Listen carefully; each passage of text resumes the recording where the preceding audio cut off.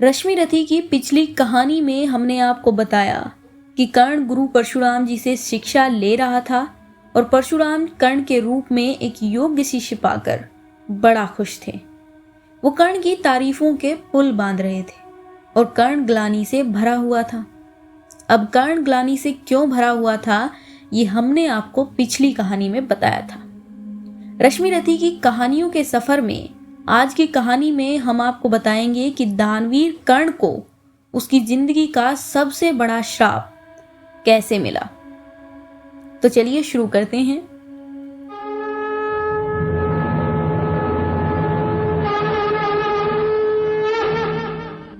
राष्ट्रकवि लिखते हैं, गुरु को लिए कर्ण चिंतन में था, जब मग्न अचल में बैठा, तभी एक विषकिट कहीं से आंचन के नीचे बैठा। वज्रदंष्ट वह लगा कर्ण के उरु को कुतर कुतर खाने, और बनाकर छिद्रमास में मंद मंद भीतर जाने। कर्ण की गोद में गुरु परशुराम सर रख के सो रहे थे और एक कीट उसी वक्त कर्ण की जंघा को आकर कुतरने लगता है।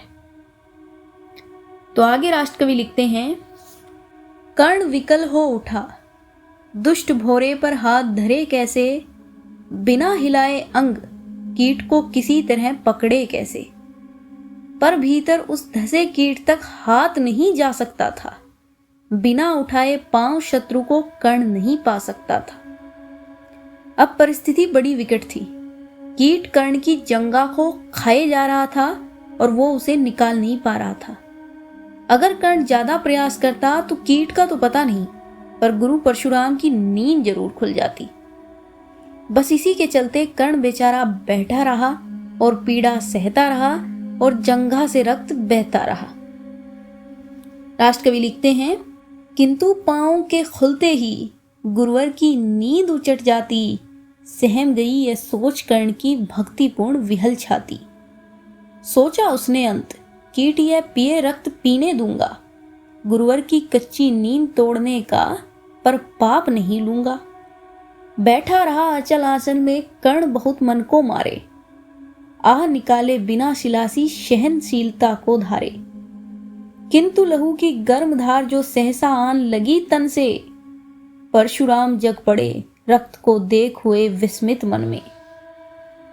कर्ण झपट कर उठा इंगितों में गुरु से आज्ञा लेकर, बाहर किया कीट को उसने शतमे से उंगली देकर। परशुराम बोले, शिव शिव तूने यह की मूर्खता बड़ी, सहता रहा अचल जाने कब से ऐसी वेदना कड़ी।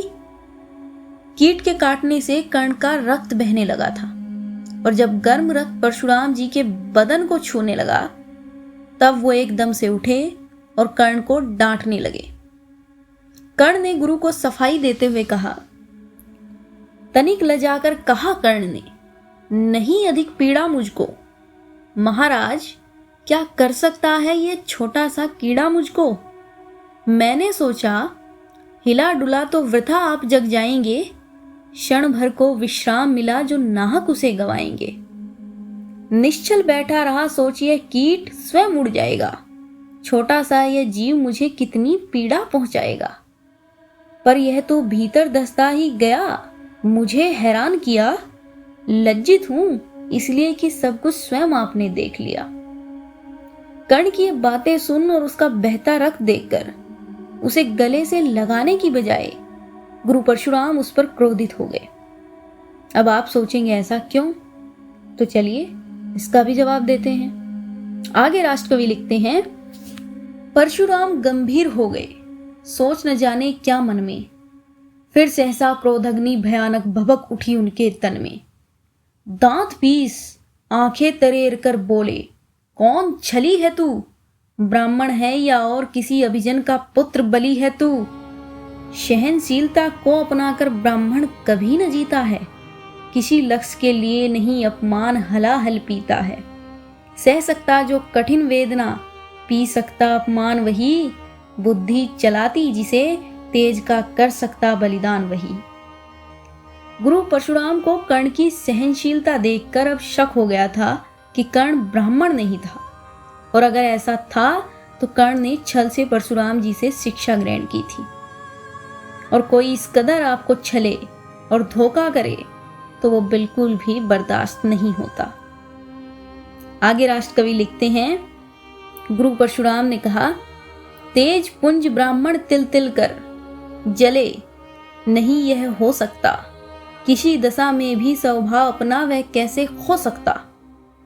कसक भोगता हुआ विप्र निश्चल कैसे रह सकता है, इसी प्रकार की चुभन वेदना क्षत्रिय ही सह सकता है।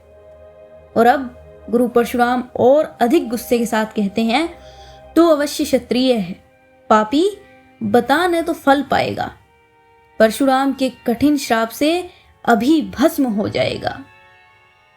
क्षमा क्षमा है देव दया में, गिरा कर्ण गुरु के पद पर, मुख विवर्ण हो गया, अंग कांपने लगे भय से थर थर। तो आगे की कहानी आपको अगली वीडियो में सुनाएंगे। तब तक के लिए राधे राधे।